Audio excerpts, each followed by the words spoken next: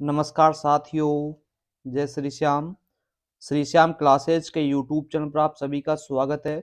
साथियों, आज की इस क्लास में अपन बात करेंगे जो आईटीबीपी वेटनरी ड्रेसर का ओल्ड क्वेश्चन पेपर है उसके बारे में। तो जो भी साथी भाई अपने यूट्यूब चैनल पर आ चुके हैं वो क्लास को ज़्यादा से ज़्यादा शेयर करें और चैनल को अभी तक सब्सक्राइब नहीं किया है तो साथियों सब्सक्राइब जरूर करें। ठीक है दोस्तों, आज का अपना पहला क्वेश्चन देखते हैं जो आईटीबीपी वेटनरी ड्रेसर का ओल्ड क्वेश्चन पेपर था। ठीक है, क्वेश्चन क्या है, इलेक्ट्रॉन माइक्रोस्कोप का आविष्कार किस वर्ष में हुआ था? आपको बताना है जो आपका इलेक्ट्रॉन माइक्रोस्कोप है इसका आविष्कार किस वर्ष में किया गया था।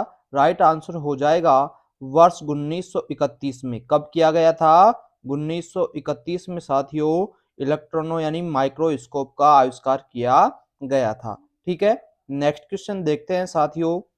अंडे या जीवाणुओं को उचित तापमान पर रखने के लिए प्रयोग उपकरण है कि जो अंडे या जीवाणु हैं उनको उचित तापमान पर रखने के लिए जो काम में लिया जाने वाला उपकरण होता है वो कौन सा होता है? तो दोस्तों जो इनक्यूबेटर होता है इसमें अंडे या जीवाणुओं को आप उनके उचित टेम्परेचर पर रख सकते हैं। कौन से उपकरण के अंदर? इनक्यूबेटर के अंदर। ठीक है, अगला क्वेश्चन देखेंगे, इलेक्ट्रोएन्सेफेलोग्राफी किस लिए प्रयुक्त करते हैं? कि जो इलेक्ट्रॉन एन्सेफेलोग्राफी होती है वो किसके लिए प्रयुक्त किया जाता है? मस्तिष्क क्रिया हेतु, हृदय गति देखने हेतु, यकृत कार्य हेतु या गुर्दा कार्य हेतु? तो दोस्तों जो इलेक्ट्रॉन सेफेलोग्राफी है ये दोस्तों मस्तिष्क की जो क्रिया होती है उसको देखने के लिए इसका उपयोग किया जाता है। ठीक है, बोल सकते हैं मस्तिष्क की क्रिया को देखने के लिए इलेक्ट्रोएन्सेफेलोग्राफी की जाती है। ठीक है, नेक्स्ट क्वेश्चन देखिएगा, कौन सा स्टेथोस्कोप का हिस्सा नहीं होता है? आप सभी को पता है कुछ इस प्रकार की संरचना होती है स्टेथोस्कोप। ठीक है, ये इसका दोनों तो ये ईयर टिप्स होती हैं जो आप कानों में डाल करके किसी भी पशु शरीर के यानी किसी भी सजीव शरीर के ऑर्गन की जो आवाज होती है वो सुनने के लिए काम में आती है। ये इसमें इसके चारों तरफ एक इसका डायफ्राम होता है। ठीक है, और ये बीच में इसका चेस्ट पैड होता है। तो दोस्तों ईयर टिप्स, चेस्ट टिप्स और डायफ्राम ये सभी की सभी दोस्तों स्टेथोस्कोप के हिस्से होते हैं। राइट आंसर हो जाएगा उपरोक्त सभी। ठीक है, अगला क्वेश्चन देखेंगे, बॉलिंग गन का उपयोग किया जाता है। दोस्तों इसको गन करेंगे यहाँ पे, बॉलिंग गन है ये। ठीक है, तो बॉलिंग गन का उपयोग किस लिए किया जाता है? तो साथियों जो पशु होते हैं, जो बड़ी गोलियां होती है बोलस जिसे आप बोलते हैं, जो बड़ी बोलस होती हैं उनको खिलाने के लिए दोस्तों बॉलिंग गन का उपयोग किया जाता है। कुछ इस प्रकार की संरचना होती है ये बॉलिंग गन। ठीक है, यहाँ पे गोली डाल करके पशु के मुंह में ये बॉलिंग गन डाली जाती है। ठीक है, तो आप आंसर लगा सकते हैं इस क्वेश्चन का कि पशुओं को गोली खिलाने के लिए बॉलिंग गन का उपयोग किया जाता है। ठीक है, अगला क्वेश्चन देखिएगा साथियों, सामान्यतः माइक्रोस्कोप का अधिकतम मैग्निफिकेशन ओक्यूलर और ऑब्जेक्टिव लेंस कितना होता है? तो दोस्तों 10x इसका मिनिमम होता है और 100x इसका अधिकतम होता है। मैग्निफिकेशन जो माइक्रोस्कोप का ओक्यूलर और ऑब्जेक्टिव लेंस होते हैं 10x से तथा 100x होता है। ठीक है, अगला क्वेश्चन है अपना, किसी दवा की 1 मिलीलीटर मात्रा देने के लिए निम्न में से कौन सी सिरिंज उपयोग में लानी चाहिए? तो दोस्तों जितनी अपन दवा की मात्रा दे रहे हैं उससे लगभग डबल या उससे थोड़ी ज्यादा की अपने को सिरिंज लेनी चाहिए। जैसे कि 1 मिलीलीटर की जो इसमें मात्रा दे रखी है आपको, ठीक है, इसके लिए अपन उपयोग करेंगे 2 मिलीलीटर की सिरिंज का उपयोग, ताकि आधी में तो दवा अच्छे से भर जाए। ठीक है, और आधे में अपन अच्छे से देख सके। ठीक है, इस प्रकार से अपन बता सकते हैं कि 1 मिलीलीटर मात्रा देने पर 2 मिलीलीटर की सिरिंज का उपयोग करना चाहिए। ठीक है, अगला क्वेश्चन देखते हैं, एक्स किरणों द्वारा ली गई विशेष फोटोग्राफ को क्या कहा जाता है? कि जो एक्स किरणें होती हैं उनके द्वारा कोई एक विशेष फोटोग्राफ ली जाती है उसको क्या बोलते हैं, रेडियोग्राफ के नाम से जाना जाता है। जो एक्स किरणें होती हैं, एक्सरेज जो होता है, उसको रेडियोग्राफ बोला जाता है। ठीक है, अगला क्वेश्चन देखते हैं। घोड़ों की जमीन से लेकर के विदर तक की ऊंचाई नापने के लिए किस माप का उपयोग किया जाता है? कि जो घोड़े होते हैं जमीन से लेकर के, ठीक है, ये इसका पैर हो गया, ठीक है, तो ये जमीन से लेकर के इसके विदर तक की, जो छाती तक की ऊंचाई होती है, उसको मापने के लिए कौन से यंत्र का उपयोग किया जाता है, यानी किस विधि का प्रयोग किया जाता है? तो दोस्तों इसके लिए जो माप होती है वो हैंड माप विधि का प्रयोग किया जाता है, यानी आप बोल सकते हैं हैंड विधि के द्वारा, हैंड माप के द्वारा जमीन से लेकर के घोड़े की विदर तक की ऊंचाई मापी जाती है।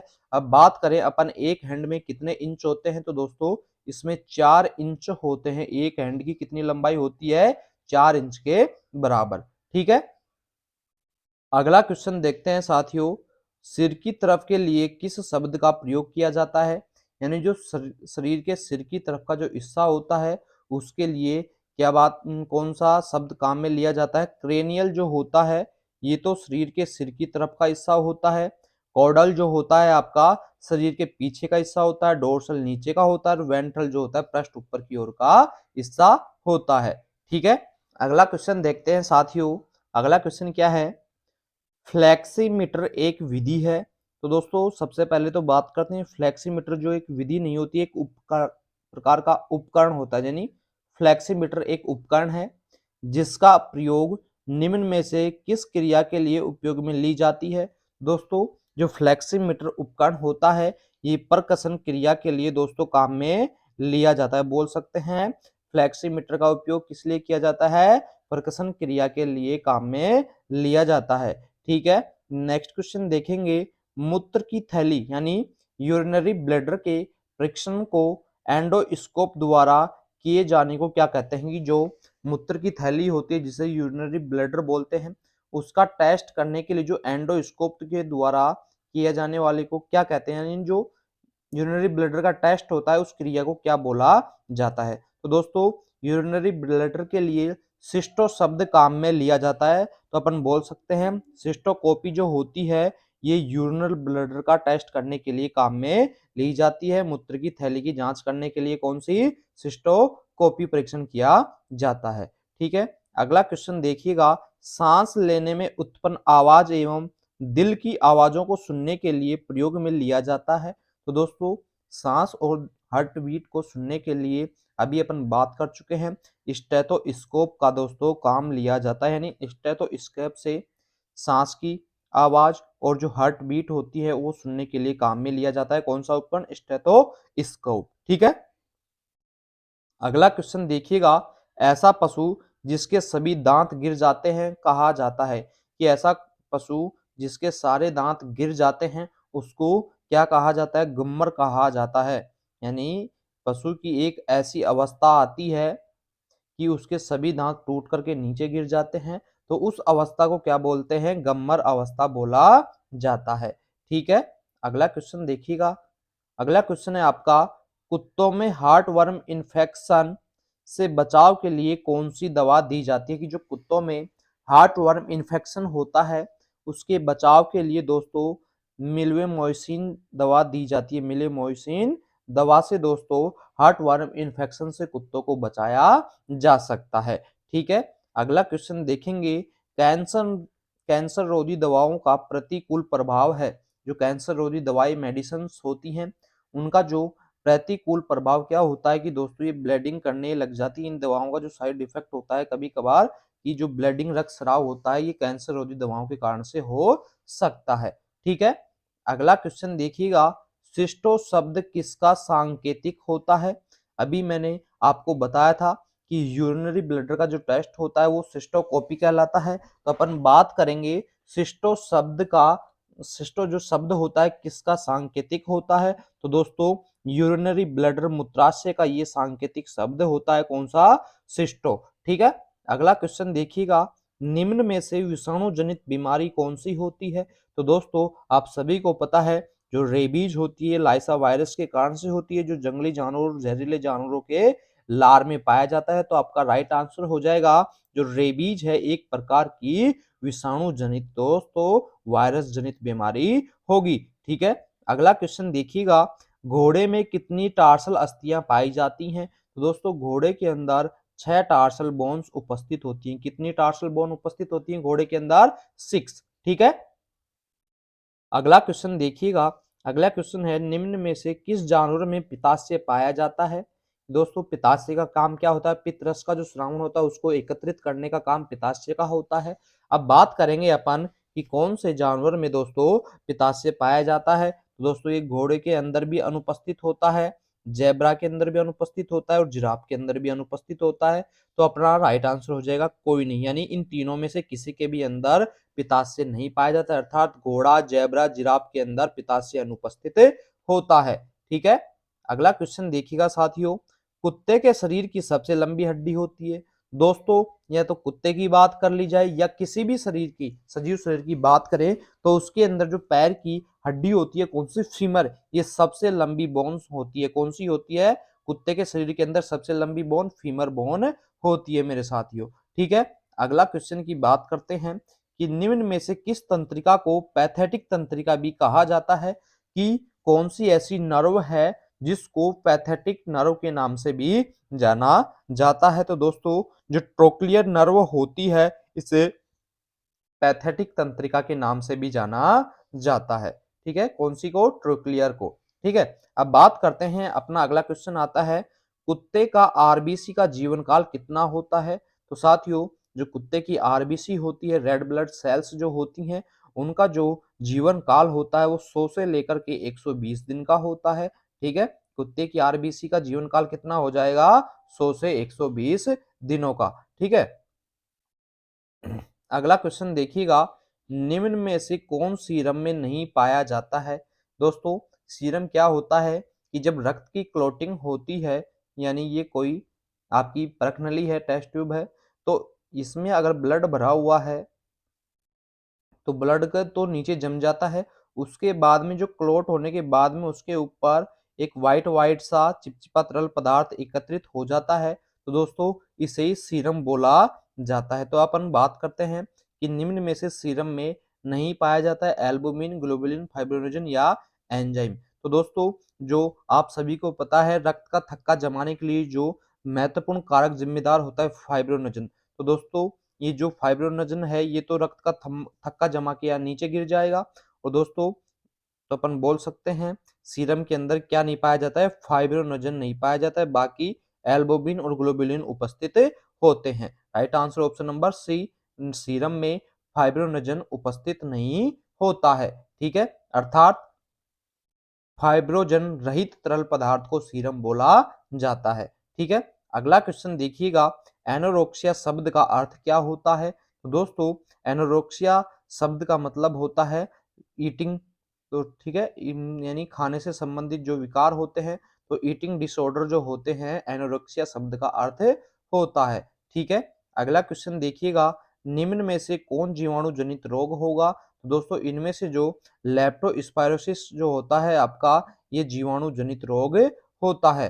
ठीक है, नेक्स्ट क्वेश्चन देखिएगा, अगला क्वेश्चन है, निम्न में से कौन सा उपापचय रोग यानी मेटाबॉलिक डिजीज रक्त में शर्करा की कमी से होता है या करता है?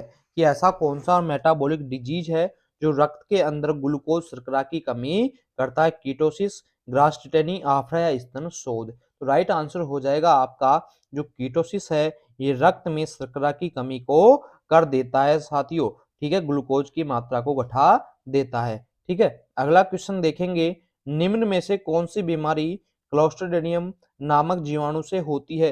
कैसी कौन सी बीमारी होती है जो क्लोस्ट्रिडियम नामक जीवाणु के कारण से होती है? रेबीज, इन्फ्लुएंजा, स्वैम्प फीवर या दोस्तों टिटनस। तो रेबीज का आपको पता है लाइसा वायरस के कारण से होती है, और दोस्तों ये जो टिटनस होती है क्लोस्ट्रिडियम चवाई के कारण से होती है। तो राइट आंसर हो जाएगा जो टिटनस होती है ये क्लोस्ट्रिडियम नामक जीवाणु के कारण से होती है।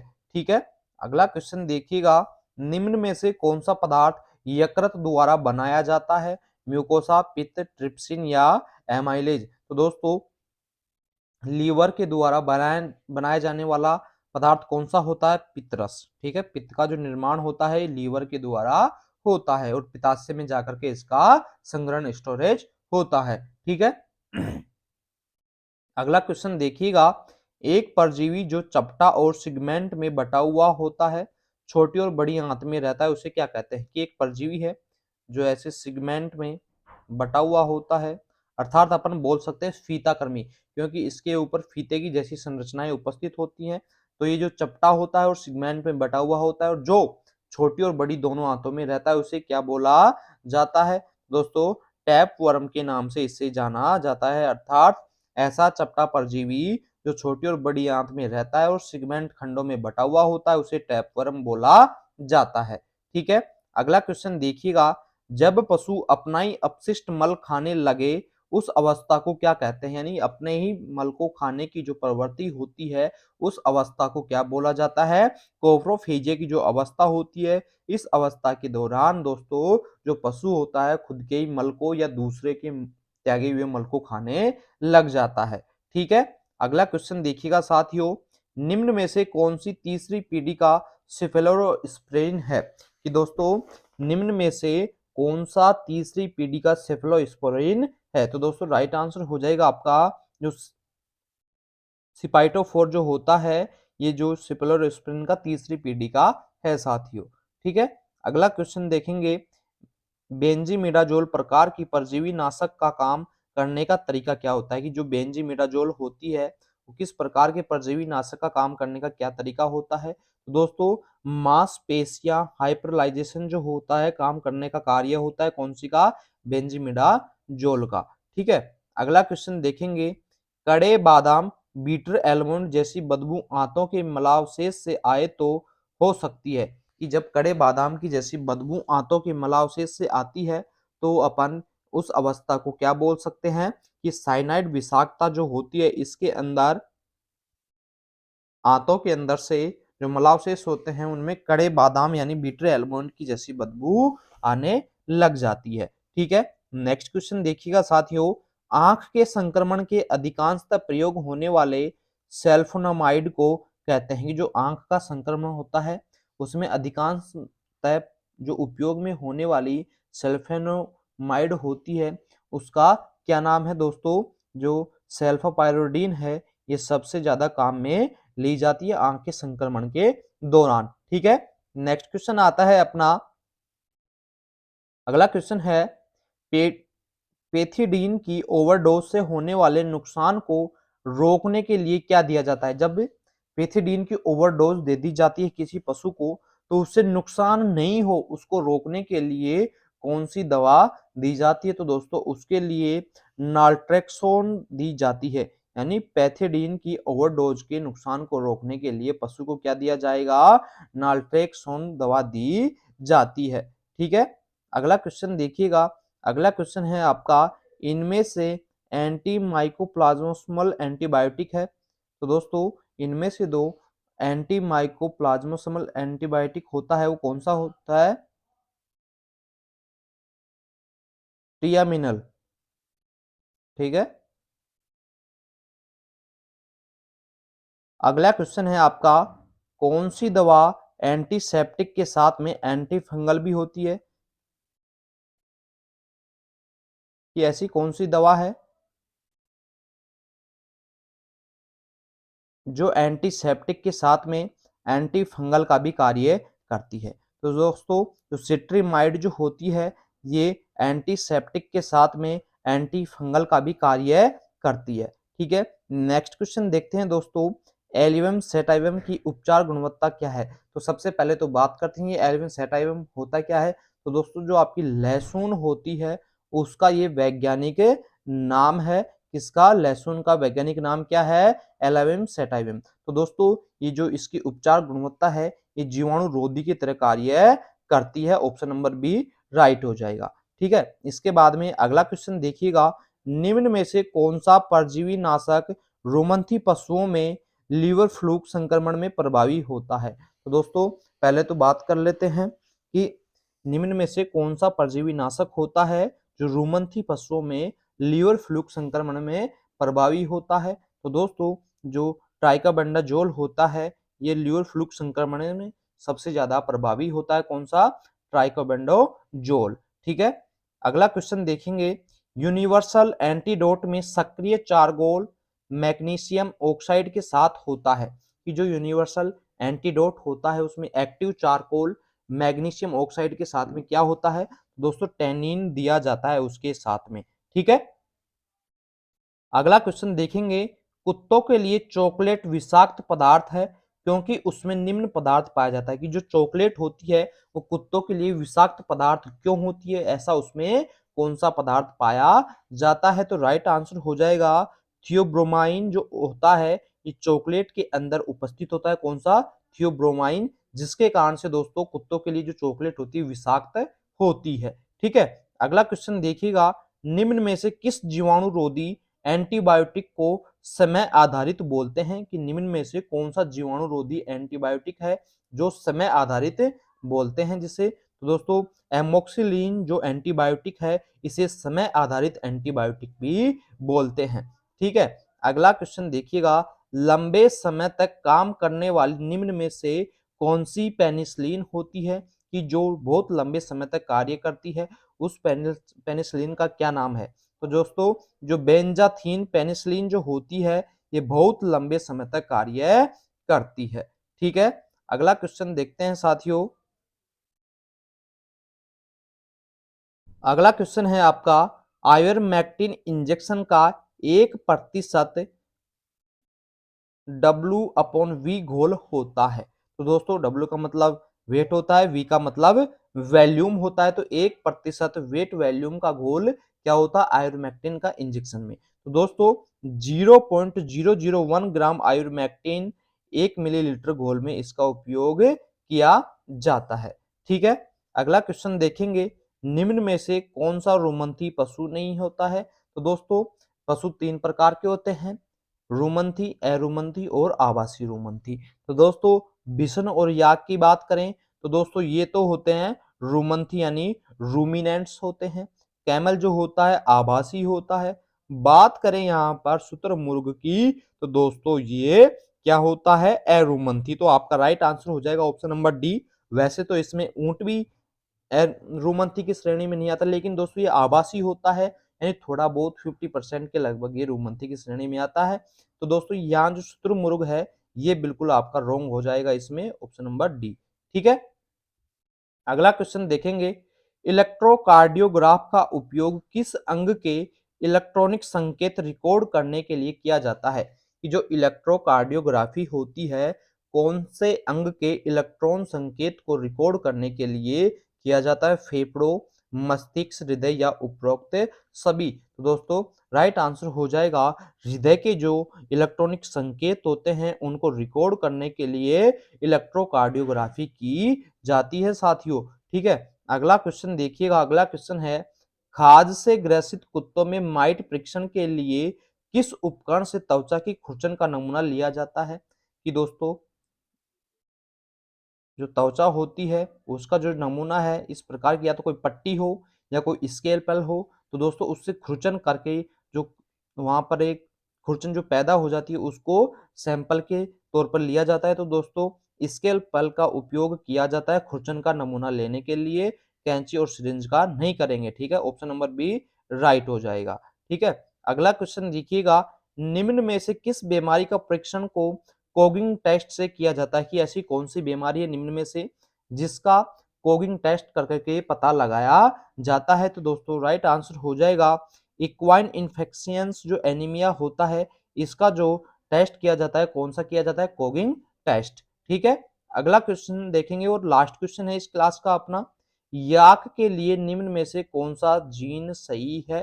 तो दोस्तों जो याक होता है ये बोविड या बोविड जीन का प्राणी होता है, बोविडी समूह का दोस्तों ये प्राणी होता है कौन सा? याक। साथियों ये कुछ क्वेश्चंस थे जो आपके आईटीबीपी वेटनरी ड्रेसर के एग्जाम में आए थे। इसी प्रकार से दोस्तों वेटनरी से रिलेटेड बेहतरीन शानदार क्वेश्चंस पाने के लिए जुड़े रहें आपके अपने यूट्यूब चैनल के साथ में और अपना प्यार और सपोर्ट इसी तरीके से बनाए रखें। थैंक यू दोस्तों, धन्यवाद।